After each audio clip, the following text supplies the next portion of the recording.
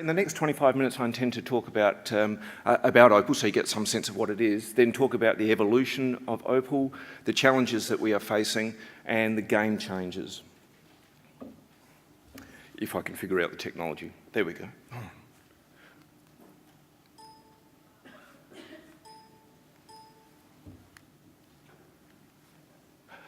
Very good, I found it. So setting the scene. I thought I'd start off a little bit lightly and say that I've been recently watching things like Agony Aunts and Grumpy Old Men. I think I might be one of them. I read this article just recently in the Wall Street Journal, and it was talking about cramming more seats into cabin space in aircraft. And I discovered that the seat width is 43.2 centimetres in the 1970s, and has gradually been growing through the 80s and 90s. But they're now actually cutting that back to 43.2 centimetres again, which is of course a lot smaller than stadium seating and a lot smaller again than typical cinema seating. What they've said though is in the future that Boeing's future 777 promises some relief. The proposed 777X's cabin will be 10.16 centimetres wider than current versions, giving almost 1.3 centimetres more per seat at 10 across. But the bad news is it won't arrive until about 2020. Why am I making this point? Because the solution, according to Mr. Clark at Emirates, is to offer distractions, such as big meals, frequent snacks, and plenty of electronic entertainment. Whilst I'm on it, and what chance do we have for healthy weight when we've got environments such as that? I thought I'd share with you a couple of mission statements from leading companies around the world. McDonald's wants us to think of their restaurants as the favourite place and way to eat. General Motors wants us to be enthusiastic about their product. Coca-Cola, they're really interested in placement and expansion. They've got a $3 billion a year marketing budget. And KFC, my favourite, is they want to appeal to the health-minded consumer. So in the words of Daryl Kerrigan from the Castle, anybody that says it's just about personal responsibility, tell them they're dreaming. In South Australia, just like it is the case around Australia, we have high levels of overweight and obesity amongst children. Whilst it may have levelled off at just under 1 in 5 children, it's still too high and it's skewed towards those in lower SES areas. This is a driver for all governments, and certainly in South Australia. You'll see in 2032 that the entire state's budget will be taken up by health. We have to turn the tap off now. Prevention is important. You need to know a little bit about what OPAL is to then be able to understand the lessons that we've learned. You've heard already from Jean-Michel how we took on the OPAL methodology and have put it into a local context of South Australia. OPAL is a federal, state and local government childhood obesity prevention initiative, and it's based in councils as the hubs of our communities, and that is important, and once again based on the experiences from France. It's a multi-site, multi-setting, multi-strategy, community-based childhood obesity prevention initiative. It is a really significant investment. It's $37 million across 10 years from 2008 to 2018. Another $5 million is coming from our partners in local government. We're working with them for 5 years. That's an extended period of time. They've said regularly, 1 year is not enough, 2 years is not enough. 5 years, things begin to happen. We're providing $1.1 million to each council that we work with. We have 2 staff, experienced staff, and each of them has $375,000 operating budget to work with in their local community. On top of that, we've got a $2 million social marketing budget across those years and a $4 million evaluation. What OPAL is doing is similar to what many jurisdictions around Australia are doing. We're most closely aligned, I think, with Victoria. We've shared a lot of our thoughts and experiences with Victoria and our learning from Victoria from the early days in COLAC and now seeing what Victoria is doing with Healthy Together. There are 11 initiatives under the NPAPH funding, of which children is just one, but it's 1/3 of the money. So it's a pretty significant commitment by the federal government. Now, a little bit about OPAL. Where is it? It is in both South Australia and we have a site in Northern Territory. We have a population of 1.6 million people. OPAL will affect 1/4 of that population. We're working with populations specifically that have low SES, high overweight, high levels of cultural and linguistic diversity, increased children's populations, and we want to work with councils that have a commitment to health and wellbeing, and they have coinciding programs so that we can work on and value add to what they're doing. The councils themselves are spread across South Australia. We've got 21 communities that we're working with in 2013, 45 staff spread across the state, another couple up in Northern Territory. We've got about 1/3 of all of our councils, and certainly the councils that have the greatest disadvantage, and one Northern Territory community. Our councils themselves vary in size. Onkaparinga is the largest at 155,000 people, but we don't work with a whole community. We work with those parts of the community, those pockets of disadvantage. So we work with a smaller section of that local government area. And we scale down to our smallest being the Coorong, where there's 5,600 people across a large area. And in some of the many things we've learned from Boyd is a description of our work as a third-generation obesity prevention community-based initiative. It is scalable, it's working from bottom up and from top down, and it has been successful to date. These are our sites. I won't spend a lot of time on it. We started in 2009 and had 6 sites, metro and country. We targeted those sites. Thereafter, each year, 2010, 11 and 12, we brought more sites on, and they tended to be part of our initiative. So with 45 people spread across the whole state, it's a challenge to make sure that there's enough homogeneity in what we do so that it makes sense to them, but enough heterogeneity to allow them to deal with the complexity of their local context, to be able to move and have the flexibility that's required to react to what community needs.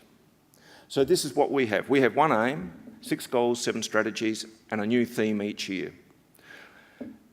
Our aim is to improve eating and activity patterns of children through families and communities in OPAL regions, and thereby increase the proportion of 0 to 18-year-olds in the healthy weight range. We have a scientific advisory committee. Boyd is the chair of that. That statement there took hours to construct. Every word was debated, and then every word in its order was debated. And I think we got it right. We are doing that through healthy eating and physical activity. We have 6 goals. They are distilled from Boyd's best bets, Manny Noakes' work, the best available evidence. Our teams all work within these general constructs of healthy outlets, wherever food is accessed by community members, home meals, what comes out of homes and is prepared in homes, local food production, community gardens, home gardens, what happens in schools, local food distribution. Then over in physical activity, pretty self-explanatory, active travel, kids getting to and from places using something other than motorised travel, parks and places, which connects beautifully with local government, because in South Australia they have responsibility for parks and places, and active leisure.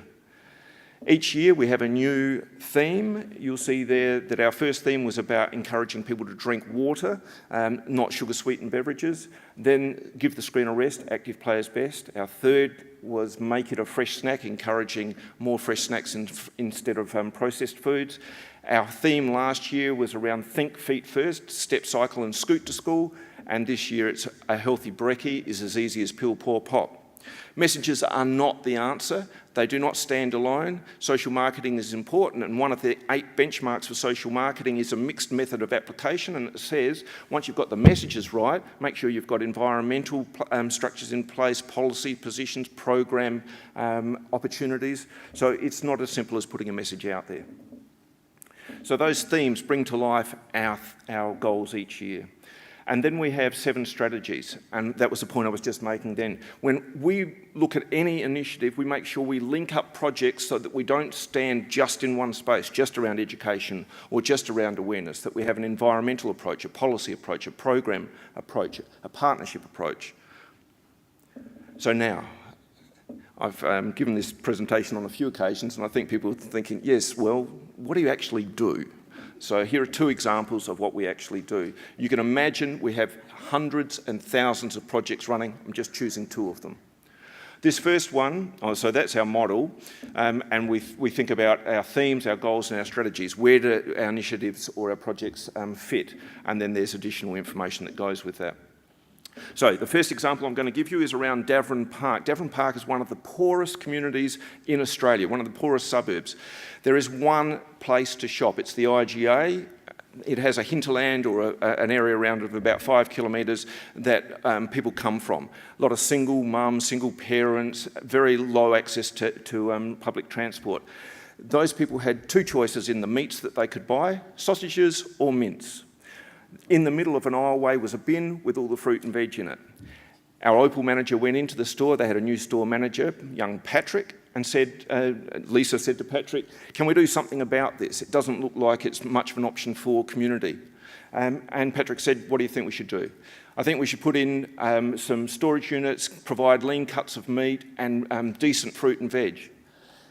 Patrick did that, and it was taken up by community, and it was a good result for the store. They went from selling $400 of meat per week to $3,000 worth of meat per week, and from $500 of fruit and veg to $2,000. That was a win for everybody. We did that during our healthy snack theme under our local food distribution goal, and it was about changing the policy of a store. And it only cost us $500 and a fair bit of our time. The next one I'd like to give an example of is a pedometer project that occurred in one of our councils, Shoot for the Moon Challenge in Port Adelaide Enfield. Now, you might think it's as simple as we're trying to get people more physically active. Our staff are a little bit more strategic than that. This was not so much about her getting people active and stepping out. It was about engaging the council, who saw OPAL as a standalone health initiative and low pecking order. What she ended up getting was 600 people involved. Importantly, 100 or so, just over 100, were from the local council and 7 elected members. By the end of it, they were converts and they were keen. They were keen to voice support for OPAL. So that was a good result for us. Happened during our active travel theme, around active leisure, and it was about providing a programmatic approach, but it was more than that. It cost a little bit more money in $2,500. So for us, using this framework, there are 20 OPAL sites. There are 5 years per site. Each year we strike up 40 different projects, and there are about 800 projects per year. Probably over the course of our journey from 2008 to 2018, there will be about 4,000 individual or discrete pieces of work. What is important is a way of making or communicating that. So we've developed an information management system that's online. All of our staff do their planning through this, their reporting, and they exchange and communicate through it. So what I see here is I see how many projects are running at any one time, 1,766, how many are closed. It gives a split by the number of projects, how much money we're spending in them, across our goals, our themes, our strategies, and so on. So it means that we can make sense of what is a very complex environment. So that was the background, a quick snapshot of OPAL, and now I'm moving on to what I was asked to talk about, the game changers. So I'm going to talk about the turning points for us, what I thought was important about them, and what it says about prevention. I think turning points are often actually difficult to tell what they are or distinguish at the time. With a bit of hindsight and time, they become a little easier. For us, one of the things that is clear is that one of the most important turning points for us was adopting the EPOD methodology.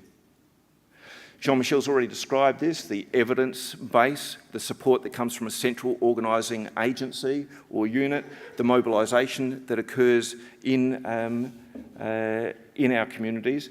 But for us, it was critically the political support that made the biggest difference for us. That was the real game changer.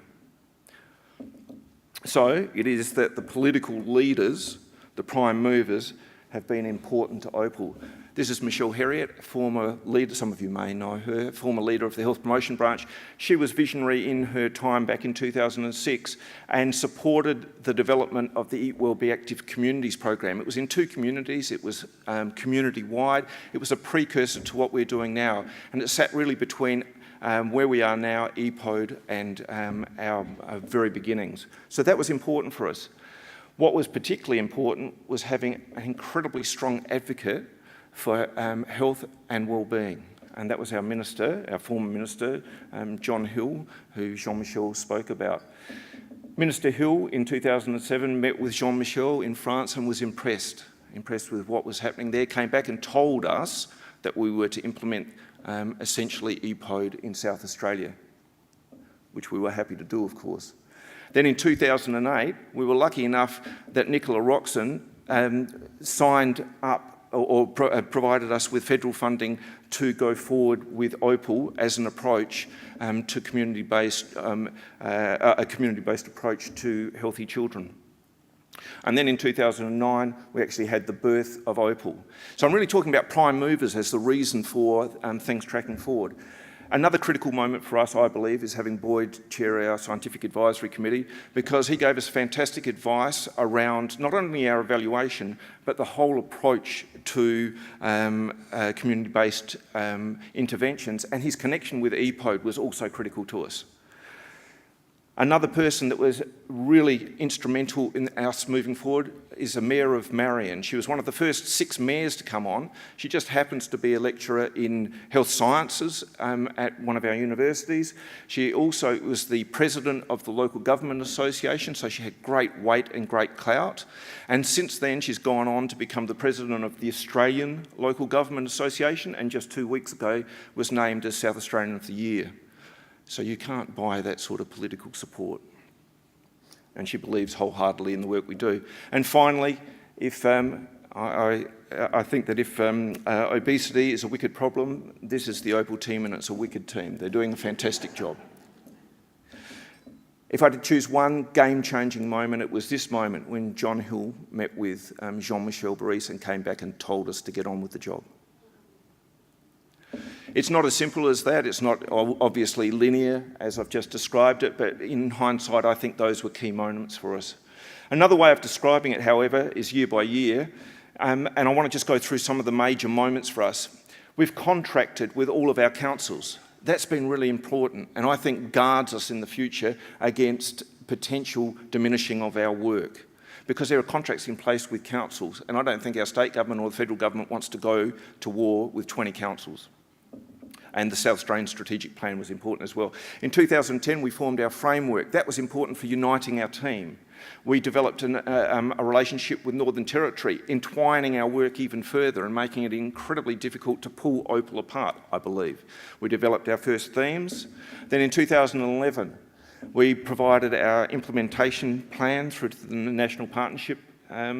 We really got our evaluation with Flinders University underway, and the beginning of the next phase of the Eat Well Be Active strategy for South Australia took hold, and we connected to that, of course. You'll see in red is bad. In 2012, we developed our logic model. Again, that gave us greater clarity about what we were doing and made greater sense of the work that we were doing. In 2012, we had the Public Health Act passed in South Australia. So now we have legislation that we connect to, and that is incredibly important. We lost Minister Hill. He decided to resign, and as such a champion, it's hard to replace champions like that. In 2013, we developed that information management system, and that's been critical for our teams to plan together and to be able to share. We had the McCann Review, which was looking at out-of-hospital services and was essentially looking for cost savings. Not a good moment for us. I think we were following down the track of the eastern states. And now we have public health plans in all of the councils. In the coming years, we have each one of our phases of councils finishing in 2014, 15 and 16. Then in 2017, our evaluation will come in, and 2018, we have to make the argument for why we should continue, why we should be funded to continue, or something such as what we do should be funded to continue. I think a game changer for us, for our team, is about being very clear about what we do. Our logic model, which I haven't shared with you because it's quite involved, and our single platform, which is a communication tool, a planning tool, and has been a fabulous boon to our team. So what does this all say about the evolution of prevention? I think it says that that prevention is critical. I think everybody agrees to that. Anybody that stands up in front of a crowd will agree to that. It's just that their definition of critical might vary. That it has long horizons and it ebbs and flows. More specifically, that it's tied to cycles, political and budgetary. That it's often built on advocacy, and personal beliefs and advocacy for and against. The evidence is really critical in the work that we do around prevention, but the type of evidence is important to understand the audience that you're providing that evidence to and knowing what will change their opinion and so that they will support further the work that we're doing in prevention. I think that it requires greater strategising perhaps than the acute end of the spectrum, because in public health we get about 3% or less than 3% of the budget, and health promotion is just a sliver of that. It's the first it is the first money and resources to be cannibalised once the time comes for finding savings. So I think we have to strategise a long way out and think about how we're going to deal with that. I think it requires patience because of those cycles, great belief and passion. It needs experience, so it needs experienced practitioners leading the way, those that have been there before, but it also needs the energy of young people coming in who are perhaps naive, but they've just got all that energy to make things happen. We have that balance in our team, and we really benefit from that. Okay, so these are some of the challenges. Some help and some hinder. I'm going to talk about these under 3 banners: infrastructure, relationships, and application of theory into practice.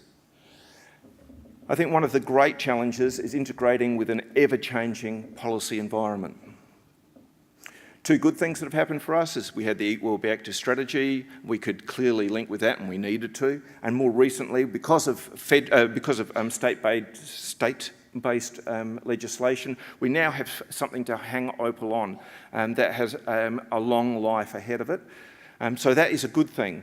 But at the same time as that's been happening, we've had a diminishing in investment. And that's been the result of that McCann review, and what's come of that has been a really significant cut in our budgets. So our health promotion branch has lost over 50% of its budget. We've lost 68 prevention promotion people from across the state. And now OPAL is expected to pick up that slack and to do the work that 70 people were doing and a lot more money was doing. We have the challenge of finding the right staff, appointing them. There are bureaucratic processes that make that difficult. It's more challenging in the country, but we can rely upon good networks to get good people into those positions. We've been fortunate in that way. So it's important for us to ensure good quality because we're working with councils and they expect to be working with the best possible people. And then we have to provide an environment where we can develop the potential of our staff. Another challenge is to ensure that we have tools for planning, implementing, evaluating and reporting and communicating across all of South Australia and beyond to Northern Territory. And we've done that, as I explained a little while ago. In relationships, we have to, the challenges are around ensuring certain things with different of our partners. So with our funders, we have to ensure that we show accountability and we have to engage at different levels. We found it really useful with our federal funders to make sure that we report as required, but also to invite them into the planning space. They attend our scientific advisory committee, and we find that a really useful way of making sure we're working across the various levels of government. Councils, the challenge there is to foster a positive relationship. They tend to think, and say this regularly, that they believe us coming into that space with them and talking about public health is about cost shifting. They believe it's the responsibility of the state and of federal government. I think it's only because we have the luxury of time, 5 years, and we can address their agendas that we're starting to see success. And in fact, for us, what we've discovered is that we did a survey with their line managers, chief executive officers and mayors and discovered that they think of OPAL as successful to very successful. So that's heartening. We find that it is challenging our relationship within health. We appear to be the last man standing. OPAL, after everything else has been cut, OPAL has remained, which is a fantastic thing for us, but with it comes a great responsibility and expectation that we will pick up the slack, and that we have a lot of money, and that we are perhaps in a privileged position, which we are. So I think it's important that we are respectful in dealing with our health colleagues. And with other sectors, there is that rhetoric, I believe, in making it other people's business. I think all of the departments that I work with are saying the same thing. They want to make their business somebody else's business, so we're not alone in saying that. What we need to do is get together and share our agendas. So, application into theory, one of the challenges was moving the EPODE methodology into South Australia when cultures are so very different. We've had a lot of support over the years from France, and I think we've done that successfully. I think it's important to have an operating model that is sensible, logical and evidence-based, and one that you can share with your the players in the field. That evaluation needs to be, there needs to be a clear plan for that. You have to be able to link the various components. It needs to incorporate multiple methodologies, and one of the great challenges for us, which I think has been voiced earlier, is around our response rates and getting people involved, or children in particular involved, for our monitoring. And social marketing, we need to value its complexity. So I'll finish with these next few slides around what I believe are the game changers for us. In the future, I think we need clearly articulated approaches that are made scalable, that you can do at small levels to large levels. I think we need whole of population models, and that's why I think what Victoria's doing is so impressive. We're working with children through families and communities to take that next step and connect workers across into aged community, I think is brave and visionary. So we're looking on with great interest. I think it behoves us to start with ready-made models and to build on them, not to start from scratch, because it makes evaluation easier. If you know what you're going to start with and you don't have to, then you can start planning your evaluation much earlier, and evidence is king. The earlier we can get evidence, the more readily we can make the argument. I believe that we need statewide, perhaps nationwide monitoring, and we need an opt-out position on that so that it makes it easier to get the data to then make the case for why what we're doing is important and is working. I think we also need common or complementary frameworks, some common language between all of our initiatives so that we can make those comparisons and share more readily. I do think that we should consider secondary prevention, consider incorporating that. I know some of that work is happening in the Netherlands, and I'm interested to see how that plays out. I think we need to identify our advocates and partners and get them primed early, because we know that there is that ebb and flow of resourcing, so we need those advocates on board as early as we can. And I think we should invest in those spanning agencies, those ones that will be here after programs come and go. So the likes of co-ops, ARPA, Local Government Association. And finally, as Felicity Ann Lewis, our Mayor in Marion and South Australian of the Year, would say, you need to know your ask and be prepared. So I think we need to look to the future and make sure we have a plan for what that might be. Thank you.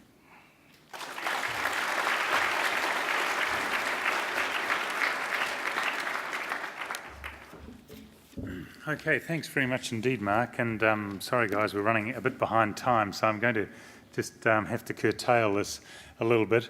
The number of questions coming through on the Twitter feed and through your text is fantastic, and they will be sent to the presenters, but it would be nice if we could find some way to share those with the group, because a lot of things in there about how to survive changes in ministers, how's it going with the Aboriginal population, how you're engaging in local supermarkets, the valuations, linking in with council planning and that sort of thing.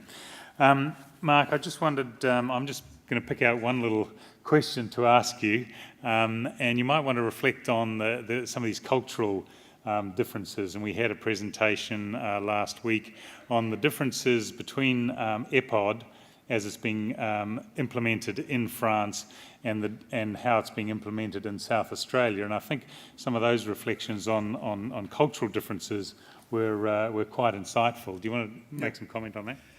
We have many components to our evaluation. One of those is a PhD that's shared between France and Australia, and the PhD student Caroline Hartwick has done a fantastic piece of work where she's looked at what's happened in France and what's happened in South Australia. She's looked at the country towns in France and one in South Australia and compared, and what she's come to the conclusion of is the things that we don't have control of in South Australia. Well, actually, I'll take a step back and say there's a very different culture around food in France, and it's something that when you live a culture, you may not even recognise it, but that cultural experience around food, where it is very much a social experience, that there are 3 main meals a day, you sit down, you have those meals together, the experience around food is very different. I listened to a food sociologist whilst I was in France, Claude Fischler, talk about the difference between the hot-blooded and the cold-blooded countries, the Spains, Italys, France,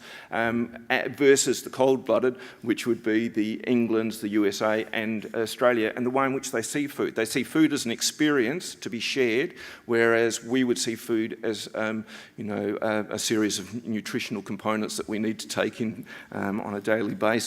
That was his take on it. But so the culture is very different around food.